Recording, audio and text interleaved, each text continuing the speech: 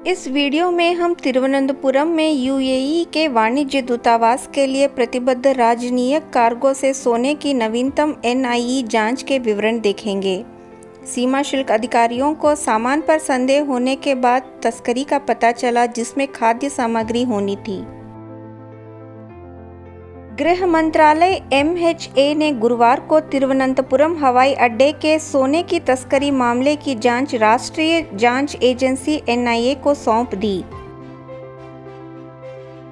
MHA के अनुसार केरल के मुख्यमंत्री पिनराई विजयन ने प्रधानमंत्री नरेंद्र मोदी को पत्र लिखकर केंद्रीय एजेंसियों द्वारा मामले की जांच की मांग करने के बाद यह निर्णय लिया।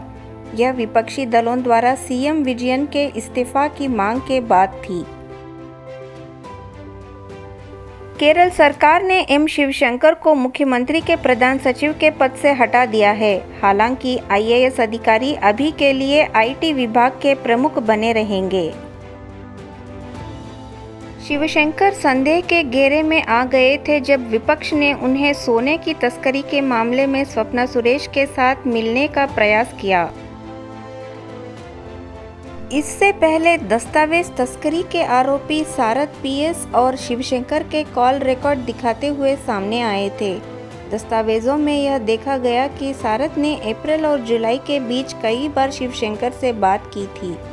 यह भी बताया गया कि जिस अपार्टमेंट में सोने की तस्करी के बारे में साजिश की गई थी, वह कथित तौर पर शिवशंकर के निर्देश पर आईटी विभाग के एक पूर्व कर्मचारी द्वारा बुक किया गया था।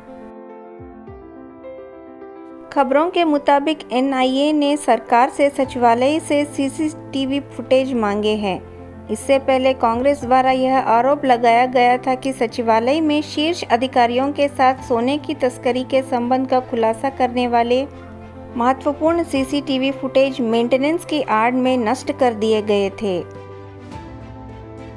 हालांकि यह स्पष्ट नहीं है कि एनआईए ने किस परीक्षा के दृश्य के लिए कहा है। मुख्य सचिव कार्यालय ने गुरुवार को एक बयान में कहा है कि रखरखाव केवल एक्स ब्यूरोक्रेट के कार्यालय में सीसीटीवी कैमरा पर किया गया था, क्योंकि यह बिजली गिरने के कारण क्षतिग्रस्त हो गया था। राष्ट्रीय जांच एजेंसी ने शनिवार को केरल सोना तस्करी मामले में उनके फोन से किए गए कुछ कॉल्स पर नजर रखने के बाद तेज तर्रार ऑपरेशन में दो प्रमुख आरोपियों स्वप्ना सुरेश और बेंगलुरु के संदीप नायर को गिरफ्तार किया, विकास से परिचित अधिकारियों ने कहा। एनआईए ने शुक्रवार को मामला उठाया था और उसने मामले में 4 लोगों के खिलाफ एफआईआर दर्ज की है। प्राथमिकी में कौंसलर कार्यालय के एक पूर्व कर्मचारी सरित कुमार, जो अब सीमा शुल्क के हिरासत में हैं, पहले अभियुक्त के रूप में उल्लिखित हैं। दूसरे आरोपी के रूप में स्वप्ना सुरेश, तीसरे आरोपी के रूप में यूएई आधारित तस्करी किंगपिन फाजिल फरीद और चौथे आरोपी के रूप में स्वप्ना सुरेश के दोस्त संदीप नायर हैं।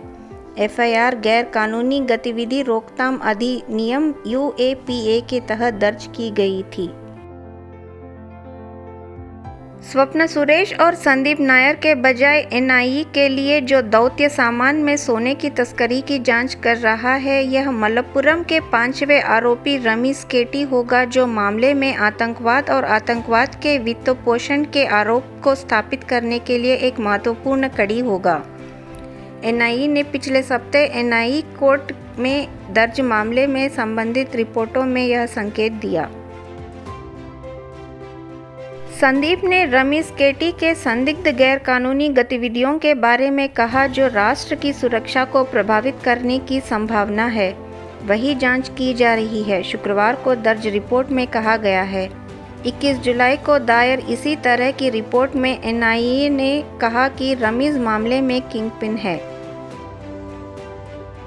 संदीप ने कहा कि रमीज ने तालाबंदी के दौरान बड़ी मात्रा में सोने की तस्करी पर जोर दिया, क्योंकि देश की वित्तीय स्थिति कमज़ोर है।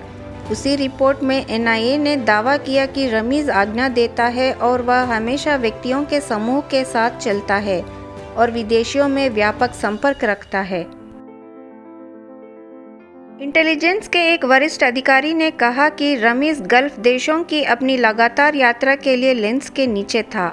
कई एजेंसियां, जिनमें सीमा शुल्क भी शामिल है, विदेश जाने वाले यात्रियों की सूची बनाए रखती है।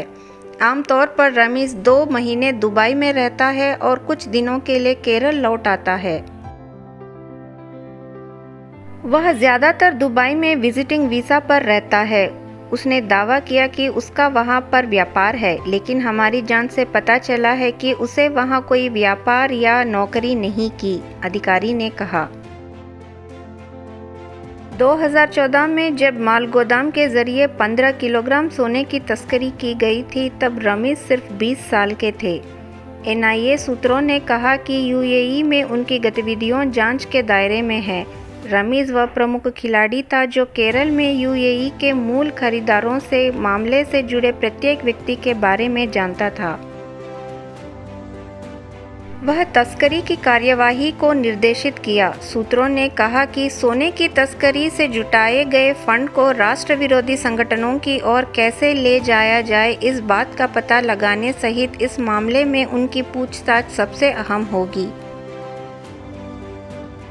एनआईए सूत्रों ने कहा कि मामले में आरोपित आतंकवाद तत्वों के अलावा एनआईए अधिनियम की प्रस्तावना ही एजेंसी को उन घटनाओं की जांच करने की अनुमति देती है जो मित्र देशों के संबंधों को प्रभावित करती है। सोने की तस्करी के मामले का भारत यूएई के रिश्ते पर भारी असर पड़ेगा, क्योंकि एक शीर्ष राजनयिक को विदेश वापस बुला लिया गया था।